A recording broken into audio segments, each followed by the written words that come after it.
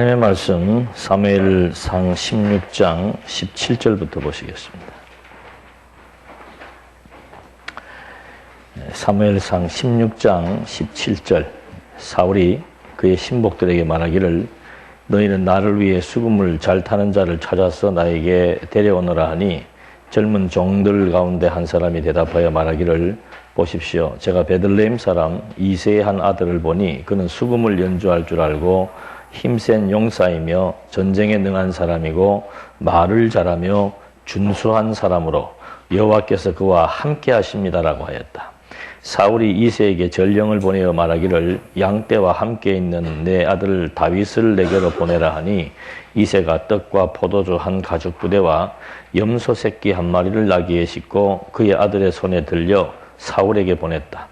다윗이 사울에 이르러 그 앞에서 섬기게 되었는데 사울이 그를 매우 사랑하였으므로 다윗이 그의 무기들을 드는 사람이 되었다. 사울이 이새에게 사람을 보내어 말하기를 다윗이 내 앞에서 섬기게 하여라. 그가 내 마음에 들었다 하였다. 하나님께서 부리시는 악한 영이 사울에게 임할 때마다 다윗이 수금을 잡고 그의 손으로 연주하면 사울이 상쾌해하며 상태가 좋아지고 악한 영이 그에게서 떠났다. 23절까지 말씀입니다. 하나님께서 이제 다윗의 왕국을 건립해 나가시는 그런 내용입니다. 그 다윗의 왕국을 건립하시는 이유는 바로 1000년 전에 열조와 세웠던 언약을 성취하셔서 하나님이 여호와라고 하는 사실을 알게 하기 위해서 지금 전개되는 섭리의 역사입니다. 그런데 다윗의 왕국을 건립하는 데 있어서 제일 먼저 하나님께서 하시는 일이 시련을 주시는 겁니다. 그러니까 우리는 어떤 일을 통할 때, 어떤 일을 진행하거나 시작할 때 항상 우리의 관심은 일에 있습니다. 그 일이 어떤 성과를 내느냐, 그 일이 나에게 어떤 유익이 있느냐, 여기에만 관심을 갖지만 하나님은 지금 이 나라를 세워나가는 이 엄청난 일을 지금 시작하시면서 하나님의 관심은 어디에 있느냐, 어떤 일의 규모나 일의 성과나 일의 결과에 있지 않습니다. 하나님이 하시는 일은 반드시 확정적으로 이루어지게 돼 있는데 중요한 것은 그 일을 통해서 하나님께서 의도하신 바가 있다는 거죠. 그 의도하신 바가 뭔가? 하나님이 살아계신다는 사실을 알게 하는 것. 이것이 하나님의 일을 통한 하나님의 궁극적 목표입니다. 그러니까 우리도 마찬가지예요. 어떤 사업을 시작했다 또는 어떤 새로운 일을 구상을 하고 시작을 했다. 절대 일에 몰입되면 일 자체에 빠져들면 안 됩니다. 그래서 일이 잘 되면은 자만해지고 일이 안 되면은 풀이 죽고 또 일이 잘 되면은 그 결과의 성과와 업적이 자기에게 있는 줄로 알고 자화자찬하게 되고 이런 일들이 일반 하나님을 모르는 사람들이 살아가는 일에 대한 해석의 방식입니다. 그러나 하나님의 백성은 그게 아니에요. 일을 통해서 잘 되든 안 되든 그게 중요한 게 아니고 잘 되든 안 되든 그 일을 통해서 하나님의 백성들에게는 하나님이 어떤 분이신 줄 알게 하는 것이 하나님의 의도라고 하는 것. 그러니까 부모가 자녀를 교육할 때도 부모 나름대로 가지고 있는 교육관이 있습니다. 그 교육관을 자녀에게 심어주어서 그 자녀로 하여금 만약에 교육관이 바르다면은 그 바른 교육관을 깨닫게 하는 것이 어떤 부모의 입장인 것처럼 하나님도 반드시 그 일을 통해서 하나님이 만사와 만물을 주관하신다는 사실을 우리에게 알게 하려는 것.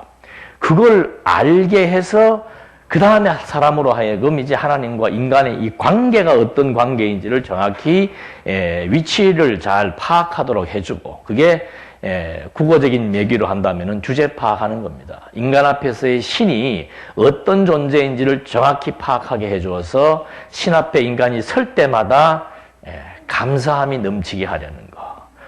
뭐 그 이상 없습니다. 그러니까 우리는 뭐 하나님 뭐 아는 것이 뭐 이렇게 대단하냐. 하나님 조금 덜 알더라도 나는 시련받기보다는 뭐 하기를 원한다.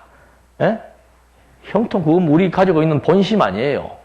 대부분 보면은 뭐 시련이고 뭐 하나님 하도 하나님 알게 한다 그거는 막 당신 알아서 하시고 나는 당신 알고 싶은 마음보다는 어디에 더 관심이 많다. 지금 내가 시작한 이 일이 잘 돼야 되고 내가 좀 가는 길이 좀 편안했으면 좋겠고 이런 자꾸 육체적인 안일과 육체적인 본능적으로 생각을 합니다만은 그 생각은 하면 할수록 자기한테 불리하고 자기한테 손해가 되는 이유가 뭔가? 그 마음에 자꾸 공허함과 부족감만 느끼게 하는 거예요. 그래서 하나님을 안다는 것이 우리에게 유익이 있습니다. 없는데 자꾸 알아라 그러면 짜증나죠. 그러나 하나님을 알아가는 만큼 우리에게는 정말 오늘 범사에 감사가 넘치고 정말 막 찬송할 마음 이런 그 심리 상태를 우리는 행복한 상태라고 얘기하는 겁니다. 모든 인간들은 행복하고 싶어서 살고 행복하기 위해서 노력을 하는데 행복의 근간이라고 하는 것은 마음에 있는 거예요. 그 마음에 정말 오늘 주어진 환경 속에서 막 감사함이 넘치고 아침에 차 타고 오는데 갑자기 뜬금없게 딸아이가 한국에 있는 것이 너무 감사하고 행복하다고 그래. 나는 뭐 한국에 있는 것이 당연한 거지 왜 감사하나 그랬더니 1년 동안 인도에서 죽을 고생을 하다가 와놓으니까 이렇게 막 해를 보고 따뜻하고 너무 좋다 이거예요. 무엇을 경험했기 때문에. 그 마음을 저는 아침에 못 가졌습니다. 저는 불행한 거예요, 그 순간. 당연한 줄 알고 오니까. 뭐 당연한 줄 알고 딴 생각을 하고 왔지만은 그 똑같은 태양빛을 내리쬐고 똑같은 온도를 체감하면서도 야, 감사하다. 그게 행복한 거예요. 그럼 그 행복이 그냥 나오느냐? 절대로 그냥 나오지 않습니다. 오늘 여러분 나오시면서 야, 내가 이 두 눈으로 볼 수 있는 것이 참 감사하구나라고 감동받으면서 나오신 분 혹시 계십니까? 만약에 그런 분이 계시다면은 눈병이 걸린 분이에요. 눈에 이상이 왔을 때 희미하게나마 무엇을 볼 수 있다는 것이 감사한 거죠.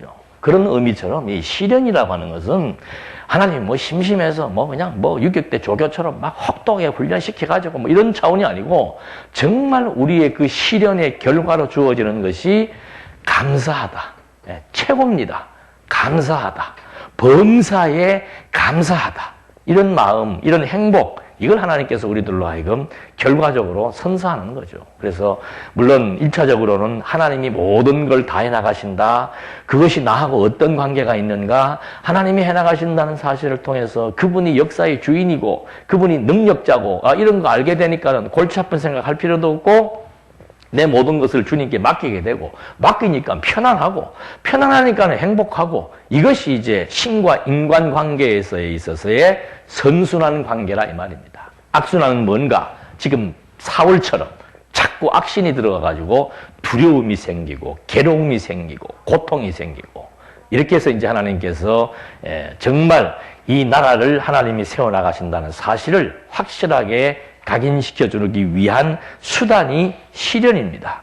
그래서 지금 여기도 보면 첫 번째 시련 나온 거 보니까 두 번째도 있고 세 번째도 있는 거예요. 나라를 세우는데 다윗 왕을 통해서 나라를 세우는데 절대로 그냥 세우지 않고 다윗을 행복하게 해주시려고 다윗으로 하여금 막 여호와를 누군가를 찬송할 수 있게 만들어 주시려고 이 시련이라고 하는 과정을 통해서 하나님이 섭리를 해나가시는 겁니다. 그래서 이 시련을 하시는데 첫 번째가 여호와께서 함께 하신다. 굉장히 중요한 겁니다. 나는 혼자 사는 게 아니고 여호와께서 나와 함께 하신다는 거예요. 내 인생을 내가 개척하고 내가 계획하고 내가 고군분투하는 것이 아니고 여호와께서 나와 함께 하신다는 거. 이것 때문에 다윗이 여호와는 나의 목자라고 막 그렇게 확정적으로 자기 인생을 피력할 수 있는 이유가 어디에 있는가? 이 시련 과정을 통해서 하나님이 함께 하신다는 사실을 배웠기 때문이죠. 그래서 하나님께서 함께 하시는 것이 이제 첫 번째고 두 번째는 이 하나님이 함께 하시고 두 번째는 사울이 다윗을 죽이려고 합니다. 이게 이제 진짜 이 오리지널 시련이죠. 누구로부터 모함을 받는 것도 피곤한 일인데 누가 날 죽이려고 집요하게 지금 쫓아온다라고 하는 것은 이건 자다가 깜짝깜짝 놀랄 일이고 깊은 잠을 잘 수가 없는 일입니다. 이런 위기적인 상황 속으로 하나님께서 지금 다윗을 시련해 나가시는데 먼저는 다윗을 하나님이 불러가지고 기름을 붓죠. 기름을 붓는다는 것은 약속을 하는 겁니다. 약속에 대한 증거, 증표를 보여주는 거예요. 내가 이제 너로 하여금 이 나라의 왕으로 세우겠다. 그러니까 하나님께서 함께하기 위한 그 증거가 바로 뭔가 하면은 왕에게 기름을 붓는데 다윗에게 기름을 부어서 너는 이제 왕이다. 그러니까 최소한도 다윗이 왕 되기까지는 죽습니까? 안 죽습니까? 죽을 수가 없는 거예요. 이게 확정적인 증거예요. 하나님이 내게 기름을 부었다. 그건 내가 최소한도 왕이 왕 되고 난 뒤에는 언제 죽을지는 모르겠지만 왕이 되기까지는 반드시 절대로 나는 죽지 않는다. 그런 확정적인 믿음을 하나님께서 주시기 위해서 먼저 기름을 딱 붓는 겁니다. 그렇게 기름을 부어 놓고서는 이제 그 다음에 다윗을 이게 세우기 위해서 이제 사울과 다윗을 대면을 시키는데 그 대면시키는 과정이 뭔가 하면은 사울에게 뭐가 들려요? 악신이 들린 거. 이 악신이라는 어감이 별로 좋지는 않죠. 악신이 들렸다. 악마가 들렸다. 우리에게도 악마가 들립니까? 안 들립니까? 악마가 자주 들립니다. 그 악마가 들린다는 게 뭔가 사울이 지금 하나님의 뜻을 저버리고 상황이 급하다고 해서 자기 마음대로 제사를 드린 그것이 악신 들린 거예요. 하나님께서 이거 아말렉 군대하고 전쟁했을 때 모든 포로와 모든 것들 다 진멸하라 그랬으면은 어떻게 해야 돼요? 진멸해야 돼요. 근데 내가 볼 때 좋은 물건이 있고 값 나가는 물건이 있으니까 그걸 남겨놓고 별로 쓸모없는 것들만 진멸한 거. 그것이 악신이 들어온 겁니다. 악마가 들어온 거예요. 사단이 들어온 거예요. 그러니까 우리는 남편이 술 먹고 이러면은 악신 들렸다고 하는데 그게 아니고 아내도 충분히 악신 가운데 살아가는 겁니다. 자기중심적인 거, 모든 것에 대한 판단 기준이 인간이 되려고 하는 거. 그래서 좋고 나쁜 것을 평가하면서 자기의 의도대로 삶을 살려고 하는 거. 이런 것들이 이제 하나님의 뜻을 저버리고 하나님을 망각하니까 그런 생각을 갖게 되는 거죠. 악신이 들리면은 반드시 고통스럽습니다. 악신 들려서 즐거운 사람은 무당이에요. 악신 들렸는데 즐거운 사람은 그 무당이나 그러지. 무당들도 괴로워합니다. 여러분 TV 보십시오. 그 신들린 사람들 보십시오. 괴로워해요. 자기 마음대로 통제가 안 된단 말입니다. 그러니까 악신 들리면 고통스러운 거예요. 근데 하나님께서 이 다윗과 사울을 만나게 하는 과정도 참 재미가 있죠. 이렇게 했는데 그건 이제 구약 시대라서 그렇습니다. 요새 악신 들렸다고 기타 치면 악신 나가는 건 아니에요. 이렇게 사울이 고통을 겪고 있으니까 이제 음악을 좀 들으면 좋겠다. 싸이의 노래를 듣든지 조용필의 노래를 듣든지 좀 이렇게 들었으면은 이 머리 아픈 게 사라지겠다. 물론 음악이라고 하는 것은 머리가 아프고 마음이 우울할 때 일시적인 치료 효과는 있습니다. 그래서 정신치료할 때 음악을 가지고 치료를 하고 태교를 할 때도 어떻게 해요?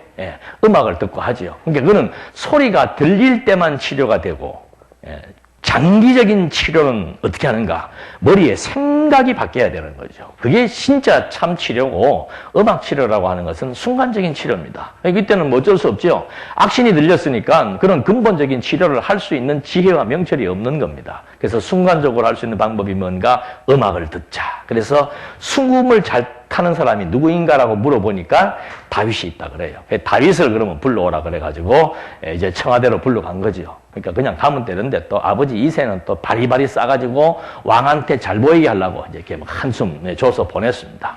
근데 다윗이 딱 들어와서 진짜 요즘 말로 하면 기타겠죠. 기타를 그냥 막 엘리제를 위하여 이런 걸 막 치니까 그걸 듣던 사울이 그냥 마음이 쫙 녹아내려가지고 진정이 되고 기분이 좋더라 이 말입니다. 그래서 이 다윗이 내 마음에 들었다. 그러니까 이 다윗을 이제는 내 칼 드는 부하 같으면은 마음 맡기면 그 칼로 어떻게 하면 돼요?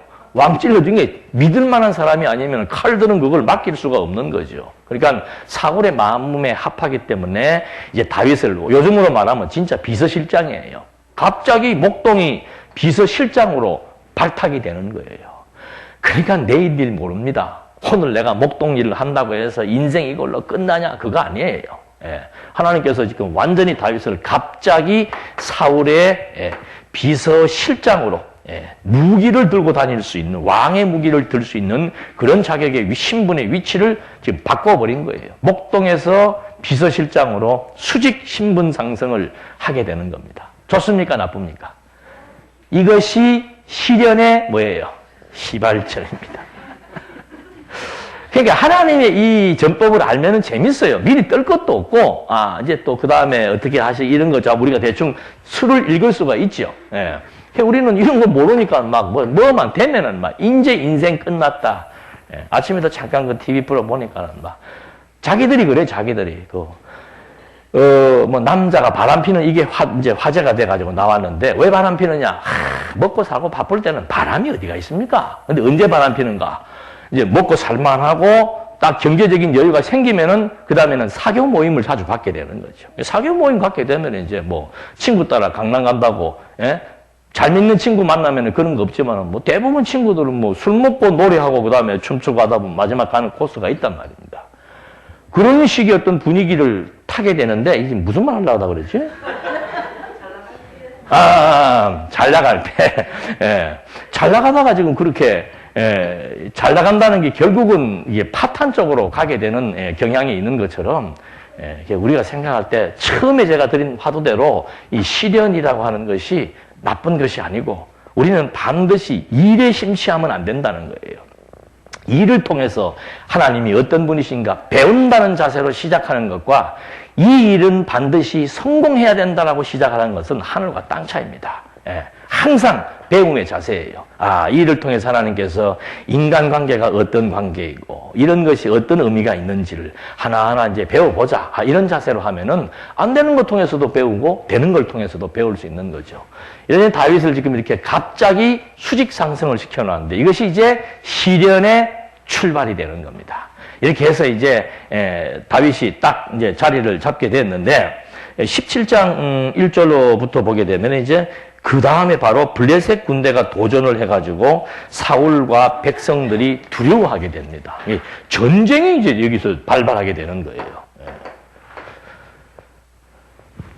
17장 1절에 보니까 블레셋 사람들이 군대를 소집하여 전쟁을 하려고 유다 땅인 소고에 모여 소고와 아세 사이에 있는 에베스 단밈의 진을 쳤고 사울과 이스라엘 사람도 모여 엘라 골짜기에 진을 치고 블레셋 사람들이 모여서 이제 막 서로 대치 상태에 있는 겁니다. 그래서 막 칼과 창을 들고 대치를 하는데 9절 말씀 잠깐 보시면은 9절부터 만일 그가 싸워 나를 죽일 수 있다면 우리가 너희의 종이 될 것이고 만일 내가 그를 이겨 죽인다면 너희가 우리의 종이 되어 우리를 섬겨야 할 것이다. 블레셋 사람이 말하기를 내가 오늘 이스라엘 군대를 조롱했으니 너희는 한 사람을 내게 보내어 우리가 맞붙어 싸우게 하라 하므로 사울과 온 이스라엘이 블레셋 사람의 말을 듣고 공포에 쌓여 매우 두려워하더라.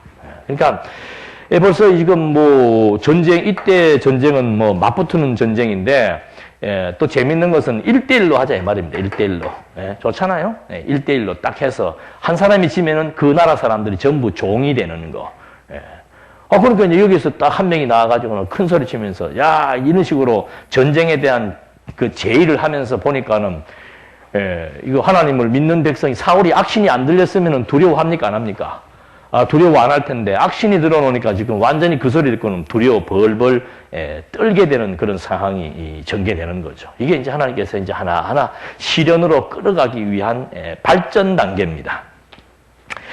그런 상황에 이제 대치를 하고 있었는데 12절, 16절에 보니까 유다 사람 다윗의 가정 형편과 블레셋의 도전 상황이 나옵니다. 잠깐 보시니까 12절 다윗은 유다 베들레헴 에브라 사람 이세의 아들이었는데 이세에게는 8명의 아들이 있었고 그는 사울 당시 사람들 중에서 나이가 많은 자였다.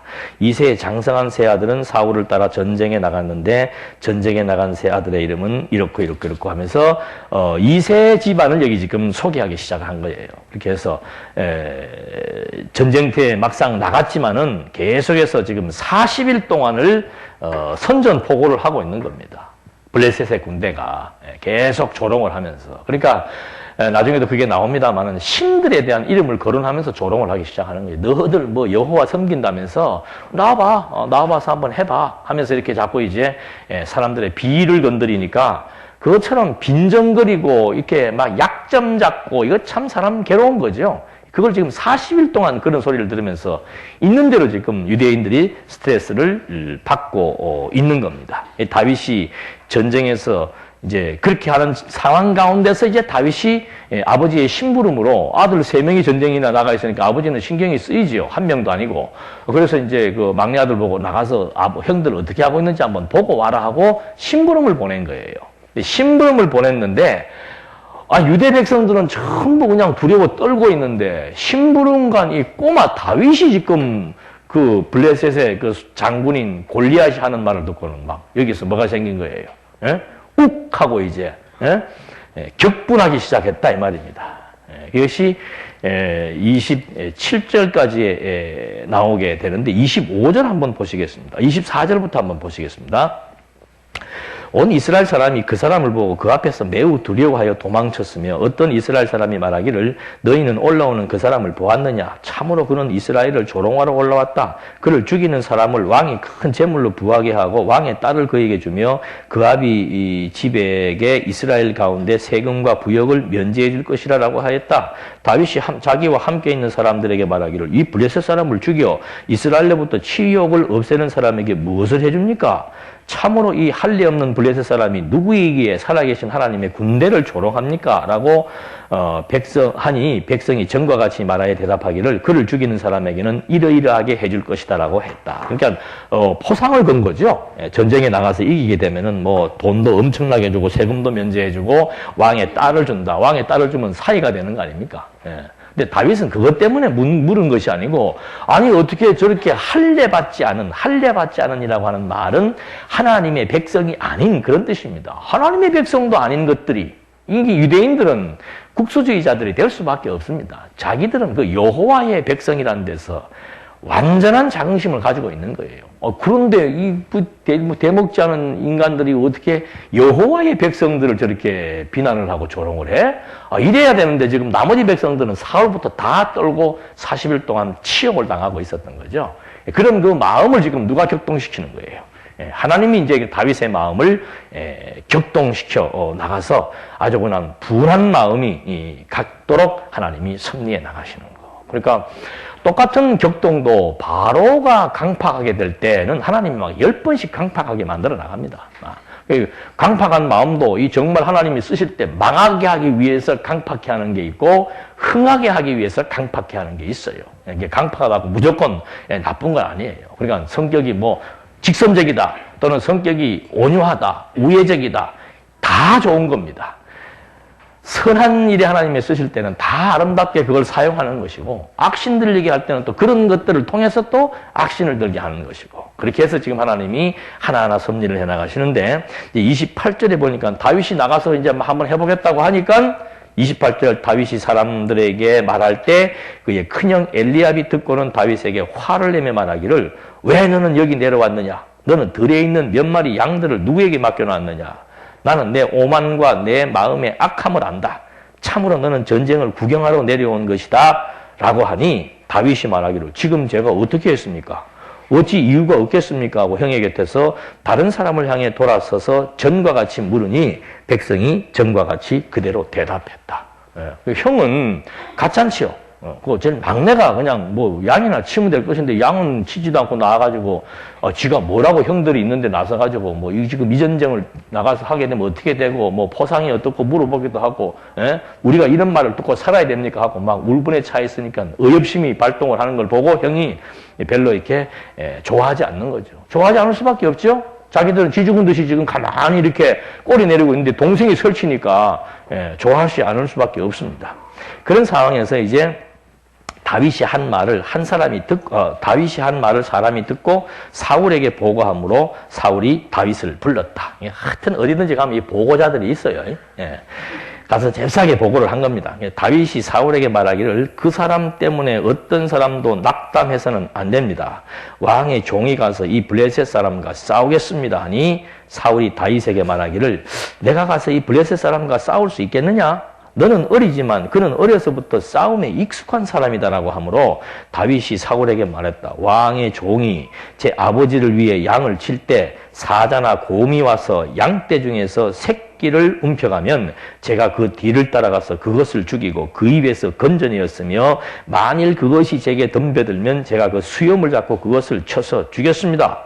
왕의 종이 사자나 곰도 죽였으므로 이 할례 없는 블레셋 사람도 그들 중 하나처럼 될 것이니 그가 살아계신 하나님의 군대를 조롱했기 때문입니다. 야, 멋있죠? 그러니까 블레셋은 정통 무술을 한 사람이고, 블레셋 이 골리앗은 정통 칼싸움을 배운 사람이고, 다윗은 뭐예요? 야전에서 실전 가라데를 익힌 사람이야. 예, 그냥 솥삼, 솥불 잡고 한 사람이죠. 그러니까 그 어떤 자기의 실력을 떠나서 이 정신이 얼마나 기가 막힌 거예요. 예? 어떻게 할례받지 않은 이방인이, 예? 저런 인간들이 어떻게 우리를 지금 무시합니까? 우리의 신이 어떤 신인데? 만유를 창조하시고, 만사를 뜻대로 지배하시고, 만유의 으뜸이 되시는 창조주 하나님 여호와이신데, 아니, 바로의 근대를 한숨에 물리쳐 주신 그런 하나님이신데, 저 이방, 애굽이 강합니까? 블레셋이 강합니까? 애굽이 훨씬 강했지요. 그 애굽의 도전에서도 우리가 승리를 했는데, 아니 블레셋 군대 저거 골리앗 저게 뭐라고 저런 말에 지금 우리가 떨어야 됩니까? 라고 지금 당당하게 사울 앞에서 자기의 할 말을 지금 하는 겁니다. 그러면서 37절 다윗이 또 말하기를 사자의 발톱과 곰의 발톱으로부터 저를 건져내신 여호와께서 이 블레셋 사람의 손에서도 저를 건져내실 것입니다 라고 하니 사울이 다윗에게 말하기를 가거라. 여호와께서 너와 함께 하시기를 바란다. 어디 갔어요 이거? 여호와께서 뭐예요? 예, 함께 하시는 거. 그러니까 뭐 다윗이 너무도 당당하게 나오니까 사울로서도 막을 길도 없고 그러면 한번 해봐라. 예, 너는 뭐 짐승하고 싸운 경력이 있고 여기는 칼 가지고 싸운 경력이 있으니까 그래도 뭐 아무도 안 나서는데 너라도 나서니까 다행이니까 한번 나가서 한번 붙어봐라 이겁니다. 몇 절까지 했죠? 네, 38절. 사울이 다윗에게 자기 군복을 입히며 그의 머리에 노투구를 씌우고 그에게 갑옷을 입혔다. 다윗이 군복 위에 칼을 차고 시험삼아 걸어보려고 하다가 사울에게 말하기를 이것을 입고는 걸을 수가 없습니다. 제가 익숙하지 않기 때문입니다라고 하며 그것들을 벗고 손에 막대기를 들고 시내에서 매끄러운 돌 5을 골라 자신이 가지고 있던 목동이 사용하는 주머니에 넣고 손에 무림매를 들고 그 블레셋 사람에게 나갔다. 그러니까 갑옷도 입어본 사람이 있는 거예요. 이 친구는 지금 야생에서 지금 실전으로 훈련받은 다윗이기 때문에 뭐 갑옷 입고 이 불편해서 전쟁하겠어요? 자기 몸을 가볍게 해야 되지. 그러니까 그런 치장들 필요 없다. 나는 내가 하던 방식 그대로 하겠다. 그 확신이 어디에서 나오는 겁니까?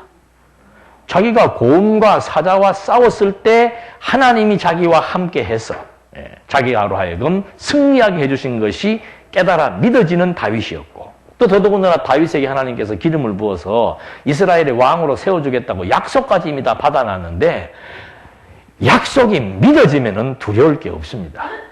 약속이 안 믿어지니까 두려운 것이지 약속이 믿어지면 두려울 게 없는 거죠. 요셉도 보십시오. 하나님이 요셉에게 꿈으로 약속을 했습니다. 이스라엘 민족의 총리가 될 것을 꿈으로 약속을 한 거예요. 그 약속이 믿어지니까 형들에게 애매한 누명, 형들이 자기를 미워해서 팔고 애매한 누명을 쓰고 감옥을 가도 요셉은 눈동자가 흐트러지지 않습니다. 누구를 원망하거나 불평하거나 좌절하거나 실망하거나 없어요. 왜 그런가? 하나님에 대한 약속이 믿어지니까. 하나님은 반드시 약속을 이루시는 여호와라고 하는 사실이 믿어지니까 두려움이 안 생기는 거예요. 하나님이 누구와 함께 한다? 나와 함께 한다. 이 이상 확실한 것이 어디가 있어요. 그러니까 예수님도 마지막에 승천하시기 전에 하신 약속이 뭔가? 제자들에게 가장 확신을 주고 제자들은 나가면 이제 죽어요. 복음 전하다가 순교한단 말입니다. 죽음에 직면했을 때 두려워하지 않고 도망가지 않고 정말 정면으로 돌파할 수 있는 그 신앙의 저력은 어디에서 나오는가? 내가 너희와 함께 하겠다 이 말입니다. 성경대로 죽으시고 성경대로 부활하신 만유의 주가 되시는 그리스도가 너희와 함께 해서 반드시 이 진리가 이 세속과 싸워서 승리하게 할 것이다. 아니 약속을 받고 하나님이 함께하고 한다는 사실이 믿어지는데 죽인 육신을 죽인다고 해서 그게 두려워하겠냐 이 말입니까? 그러니까 나중에 베드로가 그러잖아요. 나 몸 죽이는 사람 바울도 그러고 나 몸 체포하고 감옥에 가두고 나 몸에게 고문하는 육체의 아픔을 주는 사람은 하나도 무섭지가 않다. 예.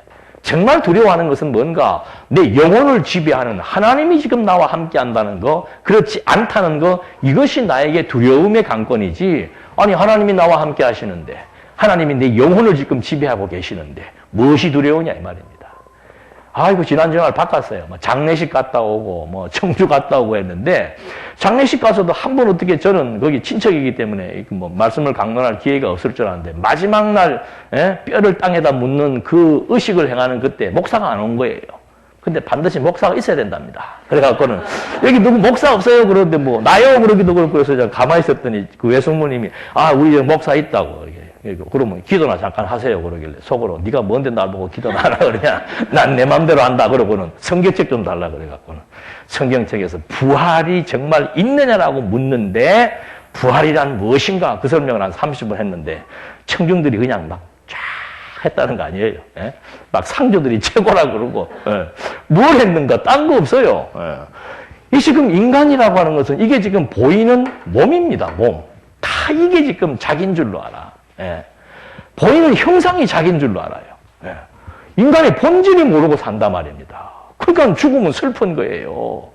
예? 우리 외삼촌은 이제 이 죽음으로 모든 것이 끝났다. 인생 다 끝났다. 나도 조금 있으면 저렇게 가겠지. 왠지 인생이 공허하고 서글프고 두렵고 무서운데 이거보다 더 중요한 것은 뭔가 하면은 이 몸 안에 인간의 본질이 바로 뭔가 요 본질 요것이 씨앗이라고 그랬죠.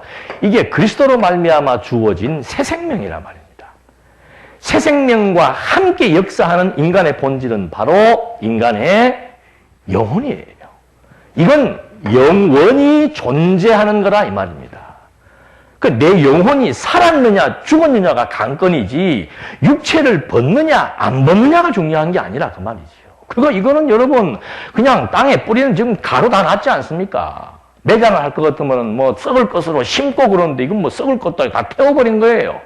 뼈가루 그거하고 썩어서 다 뿌려버리면 그것으로 끝나지만 정말 중요한 것은 뭔가 이분의 본질은 지금도 살아 존재해 있다는 거라 이 말이죠. 이것이 하나님이 함께 한다는 증거예요. 신앙생활 열심히 잘 하시다가 돌아가신 분이니까 뭐 열심히 안 하시고 돌아가도 상관없습니다. 하나님이 선택한 백성이라면은 그는 이미 그리스도로 말미암아 새 생명을 부여받고 산 영혼의 상태에서 그동안 하나님과 더불어 교제하고 하나님을 배우며 살다가 이 고통의 통로 이게 육체입니다. 육체. 예. 슬퍼하고 노여워하고 분노하고 두려워하고 초조해하고 예. 마음 상하게 하고 이게 완전히 예. 우리 영혼을 괴롭히는 어떤 면에서는 영혼을 연단시켜 나가는 도구에 불과한 거예요. 이거 벗는 것이 얼마나 속 시원한 일입니까? 예?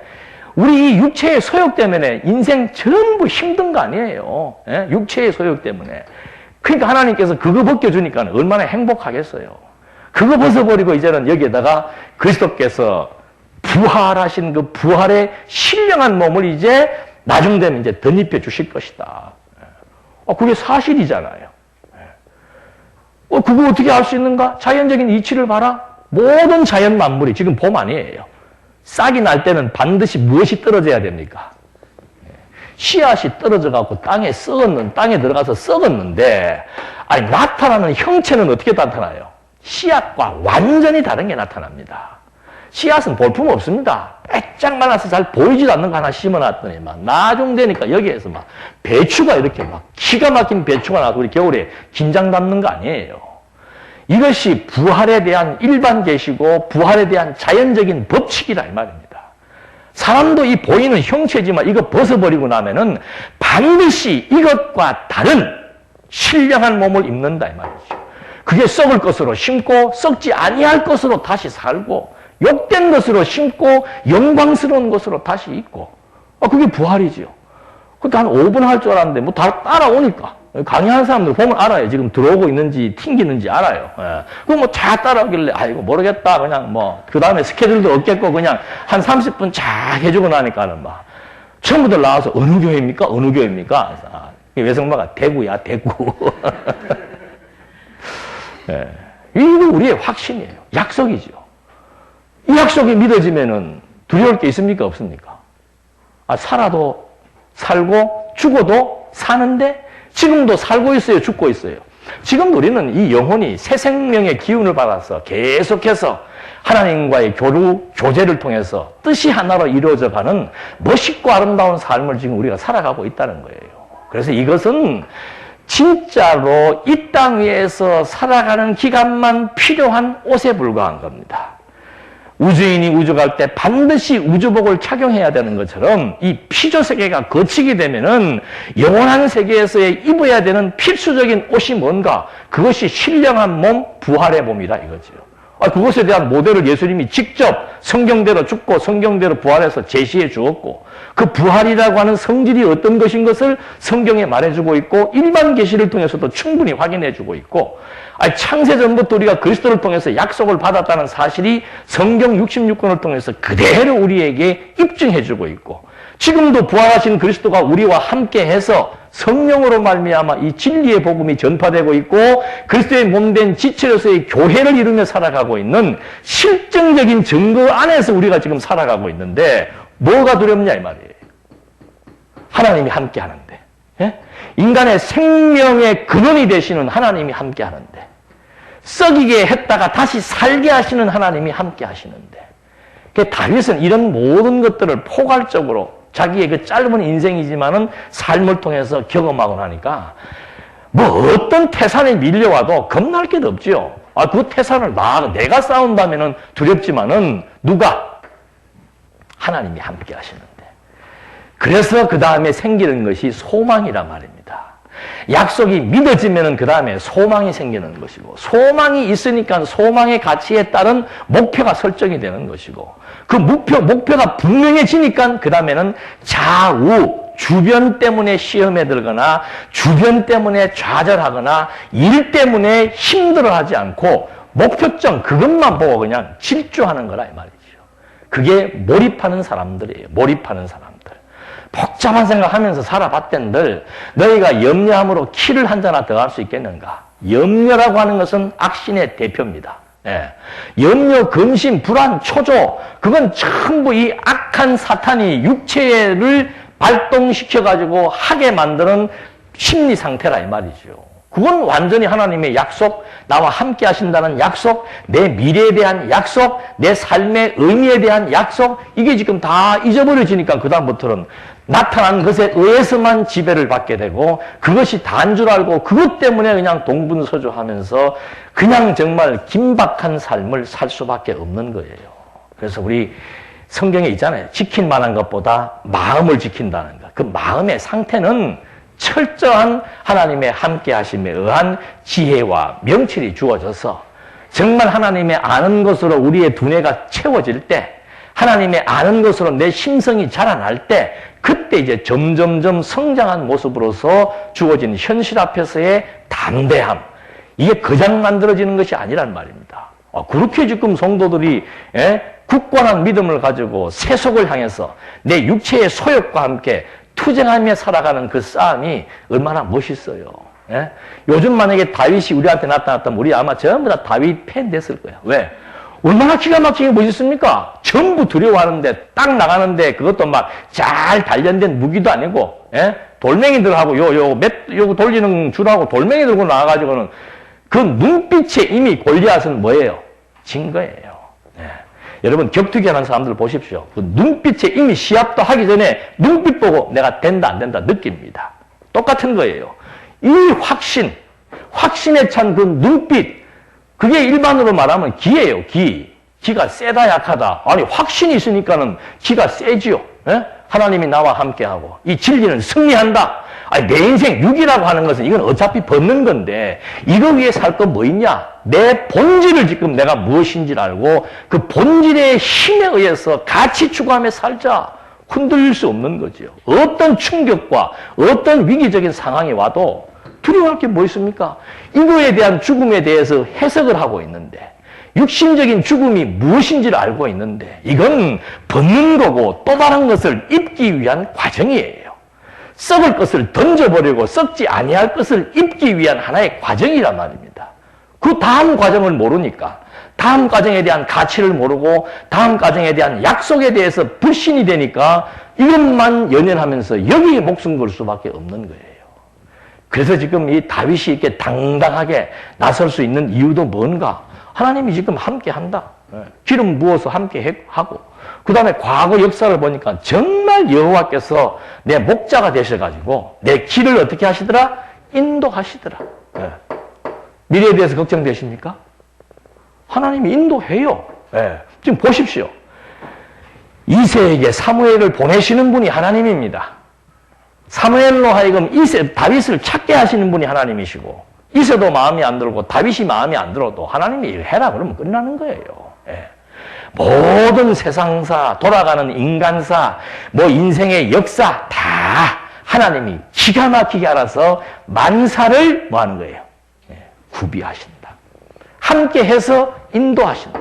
그거 지금 알게 해주는 거죠. 그러니까 다윗이 믿어지니까 당당해지는 것이고 안 믿어지면은 두려워하는 것이고 이렇게 지금 다윗으로 하여금 하나님께서 이제 딱 골리앗 앞에 서게 했는데 이거 뭐 보나마나요. 전쟁은 따놓은 당상이에요. 41절. 그 블레셋 사람도 방패든 사람을 앞세우고 다윗에게 점점 가까이 다가왔다. 그 블레셋 사람이 둘러보다가 다윗을 보고는 업심여겨졌으니 그가 혈색이 좋고 아름다운 용모를 가진 소년이었기 때문이다.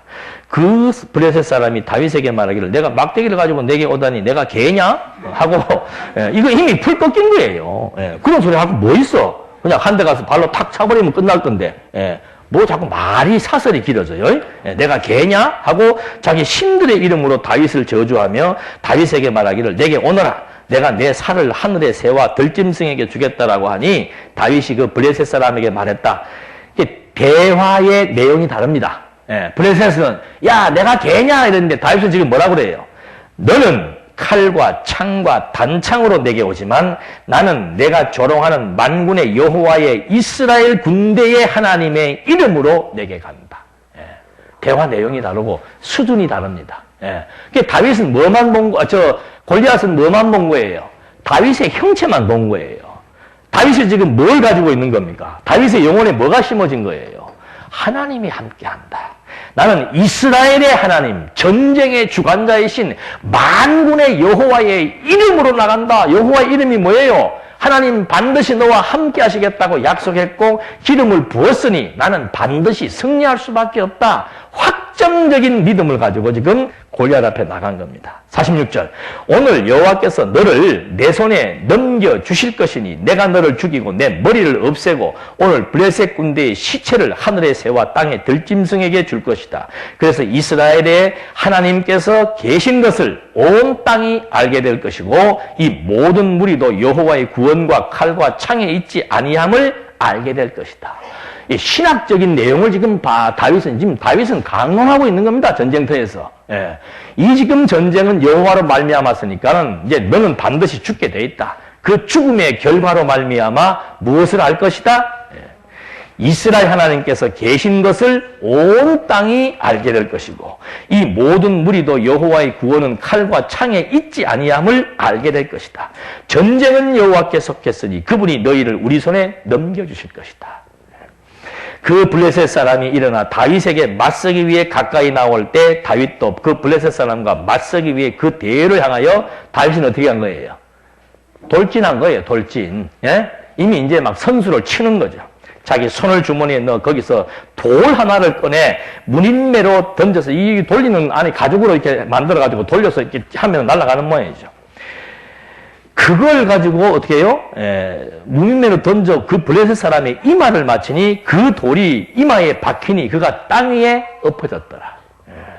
이미 전쟁을 하기 전부터 끝난 거예요. 다윗은 무슨 말을 했는가? 이 전쟁의 주관자가 누구이시다?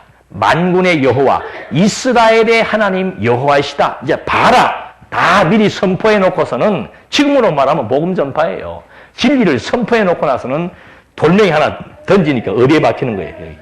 여기에 그냥 그대로 명중에서 박혀서 그 큰 거인이 그 자리에서 쓰러져 즉사하는 역사. 이것이 돌 하나가 이마에 박혀서 죽는 것처럼 돌 되시는 그리스도가, 흰돌 되시는 그리스도가 하나 오실. 그 다니엘서에도 나오잖아요. 돌 하나가 굴러가지고는 그 거대한 신상을 그냥 막 초전박살내는 거. 바로 이 진리 되신 그리스도가 오셔서 온 세계를 진리의 말씀으로 지금 강타해서 전 세계를 진리로 지금 정복해 들어가고 있는 이 역사를 지금 우리는 눈으로 보잖아요. 아니, 거대한 중국을 무엇으로 우리가 정복하겠습니까? 거대한 중국을 정복할 수 있는 것 진리의 말씀이에요. 진리로 중국 사람들의 사상을 바꿔버리는 겁니다. 진리로 인도 사람들의 사상을 바꿔버리는 거예요. 가장 무서운 겁니다. 그래서 이 공산주의가 제일 무시하는 게 종교예요. 이 정신세계를 완전히 바꿔놓는 것. 누구 중심으로? 여호와의 이름으로 오늘 온 세상이 이스라엘의 하나님 여호와가 살아계심을 알게 될 것이다. 여러분도 사업하다가 불리한 일이 있거나 누가 까부는 사람이 있으면 이거 외워갖고 그대로 얘기해요.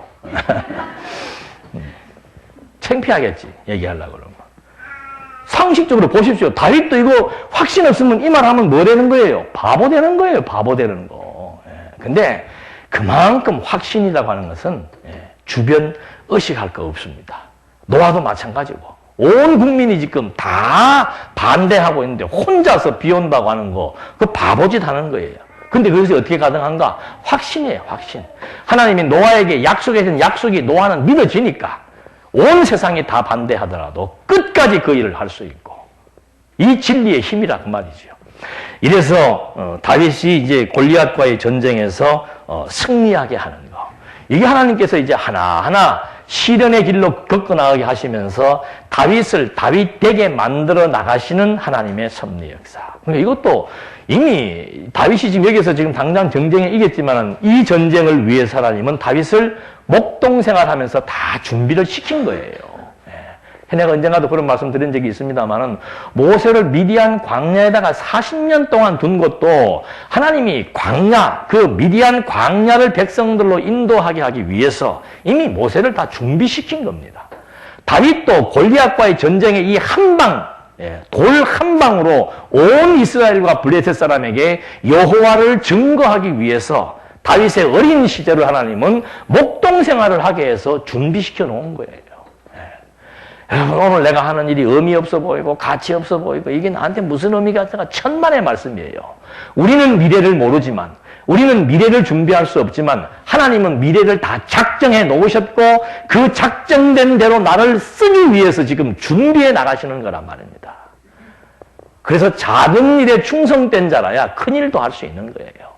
오늘 주어진 현재 상황 속에서 이것이 내게 하나님을 배우기 위해서는 가장 의미 있는 일이라고 판단이 되면은 열심을 최선을 다해서 할 수밖에 없는 겁니다. 아이고 뭐 사람도 이거밖에 없는데 뭐 나는 내 평생의 목회가 이걸로 끝나나? 그러면 저는 아마 이렇게 지금도 이렇게 쌩쌩하게 못 살았을 거예요. 모든 것은 확신입니다. 오늘 주어진 그 일 규모에 상관없고 많은 사람들의 평가에 상관없고 뭐 어떤 위치나 여건 상관없습니다. 하나님 앞에서의 나하고의 관계 속에서 오늘 내게 주신 이 여건은 최상의 여건이고 무엇을 하기 위한 하나님을 배우기 위한 최상의 여건이고 하나님이 나를 쓰시기 위한 최상의 준비 과정이라는 사실을 우리가 인식한다면 오늘 주어진 상황에 대해서 불평이나 불만이나 원망이나 할 것 없습니다. 그냥 최상인 줄 알고 열심히 하게 하신 일만 하면은 하나님께서 이제 하나하나 믿음을 키워나가시면서 하나님이 써나가시는 거죠. 이렇게 지금 하나님께서 이 시련의 출발 과정에서부터 다윗은 중심이 흐트러지지 않고 이제 하나하나 전쟁에서 하나님이 함께 하신다는 사실을 알고 전쟁을 이제 치르게 되는 겁니다. 이렇게 해서 이제 이스라엘 백성들이 당연히 전쟁에서 이기니까 힘을 얻게 되겠죠. 힘을 얻게 돼서 전쟁에 승리하게 되니까 사울 왕은 승리한 다윗이 누구의 아들인지를 다시 또 알아보게 되는 겁니다. 아까 이미 벌써 다윗은 음악을 연주하면서 사울의 무기도 들고 했었는데 이 사울이 깜빡깜빡 하는 모양이죠. 다시 이제 또 보냈다가 전쟁에 한번 이기니까 다시 또 조사를 시켜가지고 그가 누구인지 알아보라고 어명을 내려서 확인을 시켜내는 겁니다. 그렇게 했을 때 이제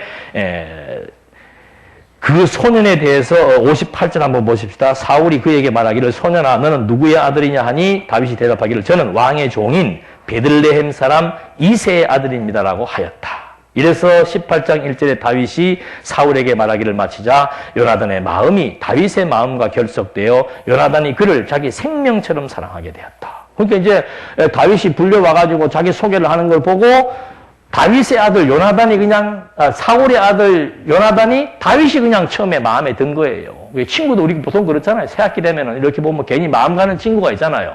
다윗과 요나단이 서로 그냥 마음에 들어가지고 서로 이게 친한 친구가 되도록 하나님이 엮어 놓는 거예요. 왜? 다 하나님이 쓰시는 겁니다. 우리는 다 알지만 이제 나중 가면은 사울이 다윗을 죽이려고 할 때 누가 보호해 주는 겁니까? 사울의 아들 요나단이 다윗을 보호해 나가시면서 하나님이 함께 하심을 알게 하시는 섭리 역사. 이제 이 본격적인 시련은 이제 다음 주부터 또 한번 확인해 보시겠습니다. 기도하시겠습니다.